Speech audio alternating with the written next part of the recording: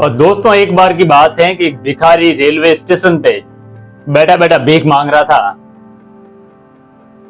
उसके पास में एक कटोरा था और कटोरे में कुछ पेंसिल रखी हुई थी। जितने भी यात्री वहां से गुजरते उस भिखारी के कटोरे में कुछ सिक्के डाल देते।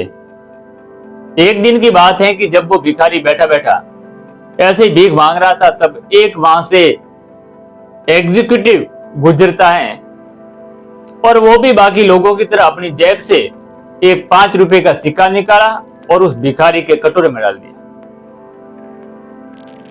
थोड़ा आगे जाने के बाद पता नहीं क्या उस एग्जीक्यूटिव के मन में विचार आया, वो वापस आया और आकर के भिखारी के कटोरे से एक पेंसिल उठा दी और पेंसिल उठा के कहा कि आप भी तो व्यापारी हैं, इस पेंसिल की भी तो कोई कीमत है।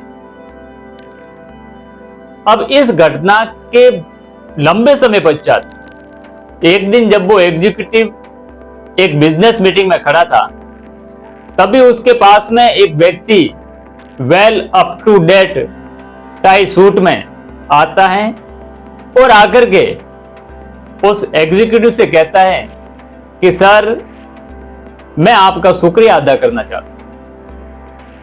अब एग्जीक्यूटिव उस व्यक्ति को पहचानता नहीं है और उस व्यक्ति से कहता है कि शायद आप कोई गलती कर रहे हैं, मैंने आपको पहचाना नहीं। तब वो भिखारी कहता है कि हो सकता है सर आपने मुझे नहीं पहचाना, लेकिन मैं आपको बहुत अच्छे से जानता हूं। आप याद करो, मैं वही भिखारी हूं जो रेलवे स्टेशन पे कटोरा लेके बैठा था। एक दिन आपने जब मेरे कटोरे में 5 रुपए का सिक्का डालने के बाद एक पेंसिल उठाई थी और उसके बाद कहा था कि आप भी तो व्यापारी हैं, इस पेंसिल की भी तो कोई कीमत है। फिर एग्जीक्यूटिव कहता है ये तो सही है, लेकिन आप यहां क्या कर रहे हैं? तब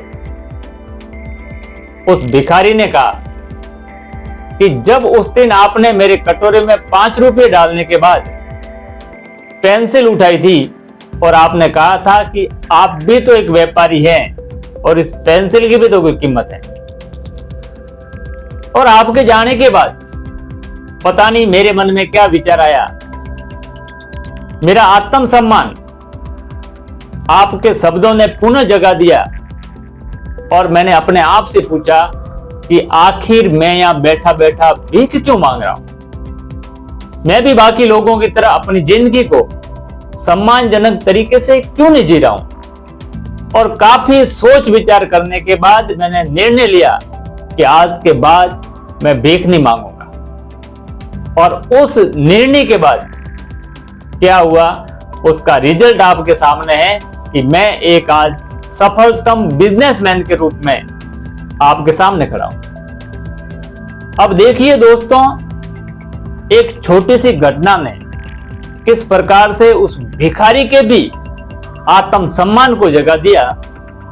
यदि आप स्टूडेंट हैं और पढ़ने में किसी विषय में कमजोर हैं, तो आप अपनी उस कमजोरी को स्वीकार करें और स्वीकार करने के बाद ये निर्णय लें कि मैं भी बाकी लोगों की तरह अपने इस सब्जेक्ट को पुनः अच्छा बनाऊंगा।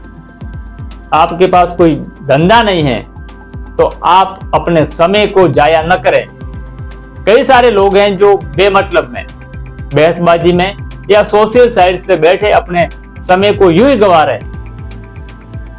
वो अपने आप से नहीं पूछ रहे हैं हम आखिर ये समय क्यों गंवा रहे हैं। हम भी बाकी लोगों की तरह अपने जीवन को सम्मानजनक तरीके से, सफलतम तरीके से क्यों नहीं जी पा रहे? यदि आप ऐसा सोचोगे तो आप भी बाकी लोगों की तरह अच्छे से अपने जीवन को जी पाओगे। आप जिस भी फील्ड में होंगे उसमें जरूर सफलता आपको मिलेगी और आप अपना जीवन स्वाभिमान के साथ जियोगे। आत्म सम्मान को जगाओ और अपनी एक नई पहचान को स्थापित करो। और यदि मेरे चैनल को सब्सक्राइब नहीं किया है तो मेरे चैनल को सब्सक्राइब कर कमेंट भी जरूर करो।